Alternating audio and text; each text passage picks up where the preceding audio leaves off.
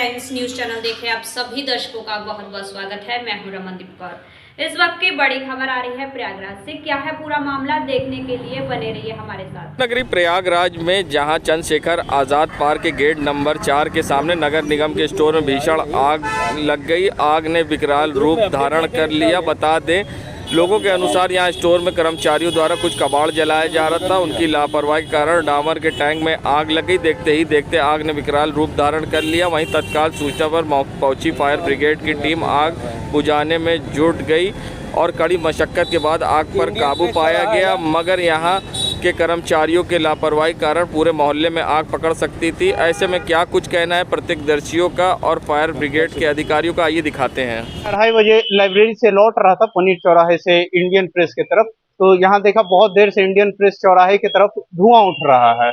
तो यहाँ पे जब आया इंडियन प्रेस चौराहे के पास, तो नगर निगम का जो स्टोर ऑफिस है यहाँ पे, उसी के अंदर कुछ आग लगा हुआ था। और यहाँ के जो लोग पहले से थे वो कह रहे थे जो यहाँ के लोगों द्वारा आग लगाया गया है। पुराने जो समाज, हाँ हाँ, अभिषेक सूचना मिली, तत्काल वहां मैं फायर टैंकर लेके मौके के लिए रवाना हुआ। बिलागी इंडियन प्रेस चौराहे के पास में डामर के गोदाम में आग लगी हुई है।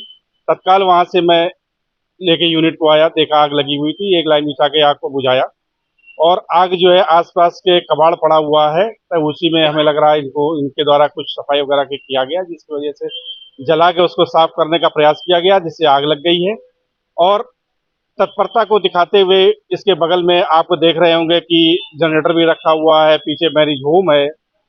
इतनी तत्परता से इसको बचा लिया गया और आग को पूर्ण रूप से कंट्रोल कर लिया गया। किसी प्रकार की कोई जनहानि या कुछ क्षति नहीं है।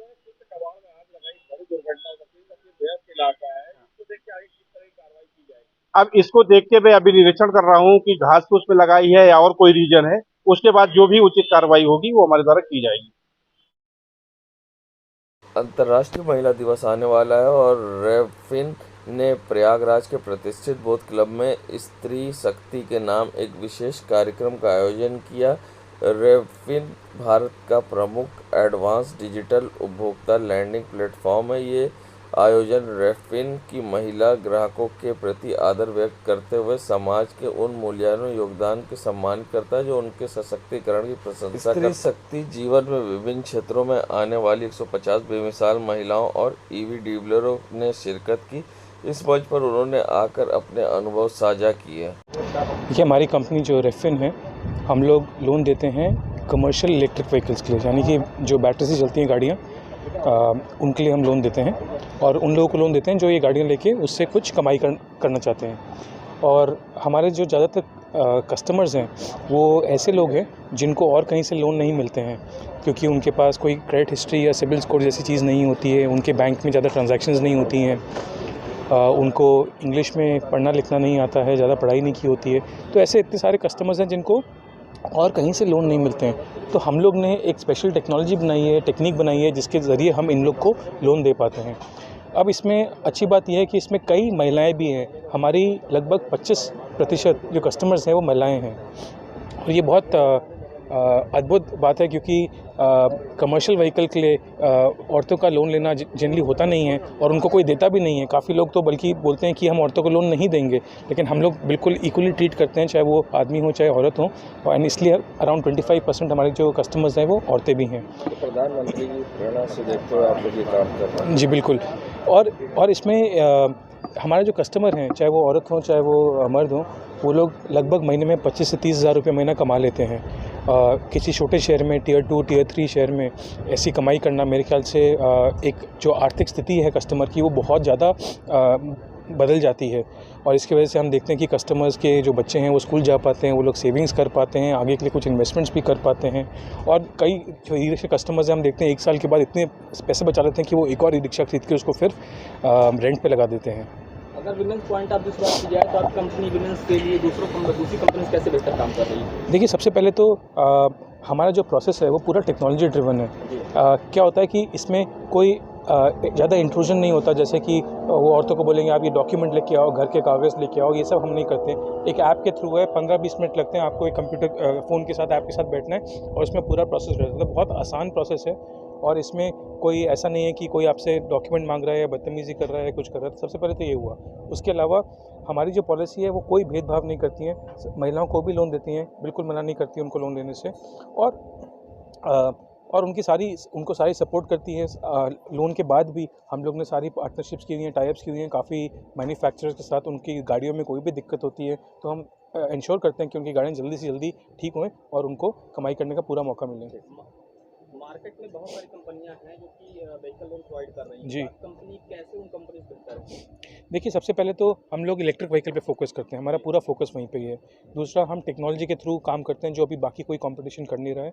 हम पूरे हिंदुस्तान में हैं, तो 23 राज्यों में हम लोग 500 से अधिक शहरों में हैं, और छोटे छोटी जगहों में टियर 2, टियर 3, टियर 4 टाउन्स में भी हम लोग हैं जहाँ पे बाकी लोग नहीं।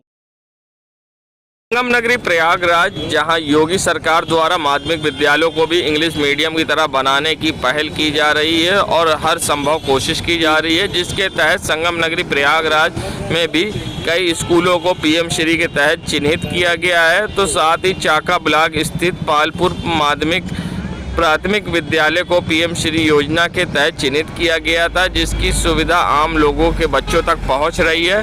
सबसे खास बात यह है कि जो यहां बच्चे पढ़ने आते हैं उन्हें इंग्लिश मीडियम के तर्ज पर शिक्षा दी जा रही है, और पीएम श्री योजना के तहत यहां पर अब स्कूल को 2 अतिरिक्त कमरे बनाने के लिए सुविधा दी जा रही, जो कि जल्दी बनकर तैयार होंगे। साथ ही यहाँ बच्चों को यूनिफॉर्म, मिड डे मील जैसी सुविधाएं उपलब्ध तो होती ही हैं, मगर यहाँ जो बच्चे आते हैं उनको किस तरह से शिक्षा दी जा रही है और किस तरह की व्यवस्थाएं हैं, ये भी यहाँ देखने लायक थी। मगर किसी इंग्लिश मीडियम के स्कूल से कम नहीं दिखाई दिया ये प्राथमिक विद्यालय, और यहाँ के बच्चों का और सहायक अध्यापिका का क्या कुछ कहना है, आइए दिखाते हैं आपको। माय स्कूल नेम इज संविलियन उच्च प्राथमिक विद्यालय पालपुर, और मैंने यहाँ पे बहुत कुछ सीखा।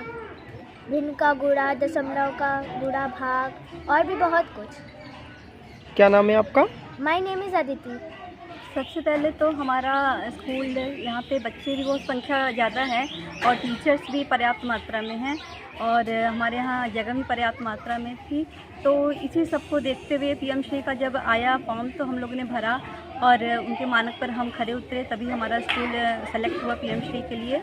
और सरकार सुविधाएं दे रही हैं। अभी पीएम श्री के तहत 2 कमरे का, अतिरिक्त कमरे का अभी बजट आया हुआ है, और साथ में कंपोजिट ग्रांट भी बढ़ा हुआ है।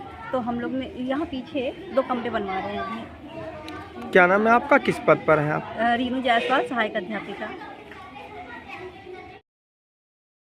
संगम नगरी प्रयागराज के इलाहाबाद विश्वविद्यालय गेट पर अखिल भारतीय विद्यार्थी परिषद ने पश्चिम बंगाल की मुख्यमंत्री ममता बनर्जी का पुतला फूंककर अपना विरोध दर्ज किया है।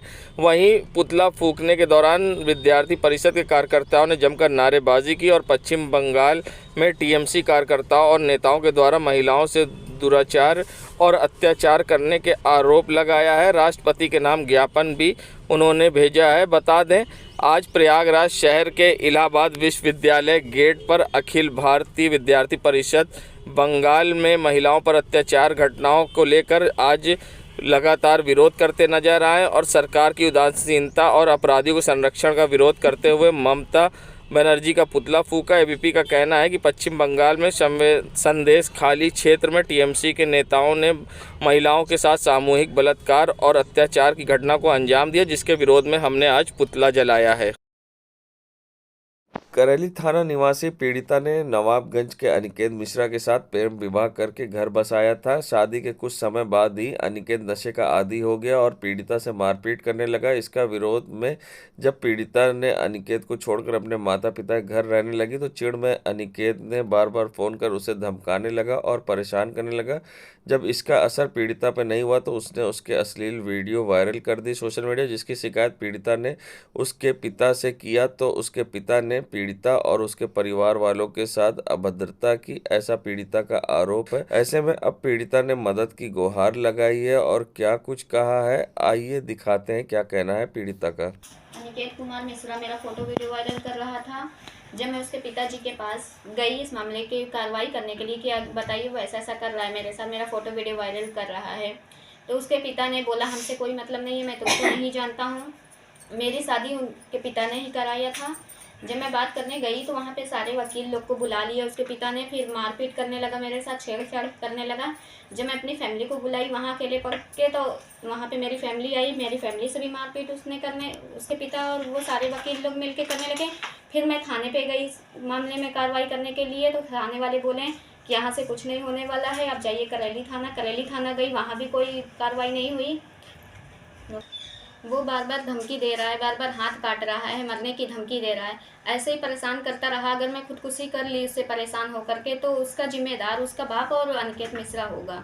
उसका बाप हमें बार बार परेशान करता है, बोलता है मेरे साथ रहो।